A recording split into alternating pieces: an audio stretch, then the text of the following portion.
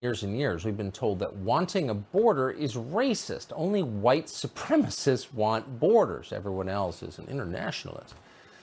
Well, it turns out that's not true. It never was true, but the results are in it's completely untrue. Do you know who wants a border? Hispanic voters.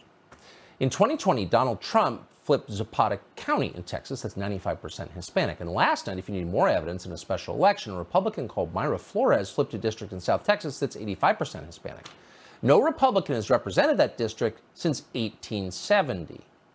So you have to ask yourself, why are so many self-described Latino voters voting for white nationalists? It's very odd. Glenn Greenwald has noticed this trend. He's an independent journalist. His work is on Substack. We're happy to have him join us tonight. Hey, Glenn.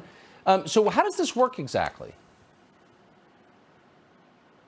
It is kind of odd that the media narrative holds that the Republican Party is devoted to a project of white nationalism and white supremacy, and yet at the same time, large numbers of Latino, Asian, Muslim, and Black voters are either slowly or rapidly migrating to the Republican Party, which you would think would make people question whether that narrative could possibly be true. But you would be wrong. They're not questioning it. They're essentially attacking those people by saying they're too dumb and too primitive to understand their self-interest.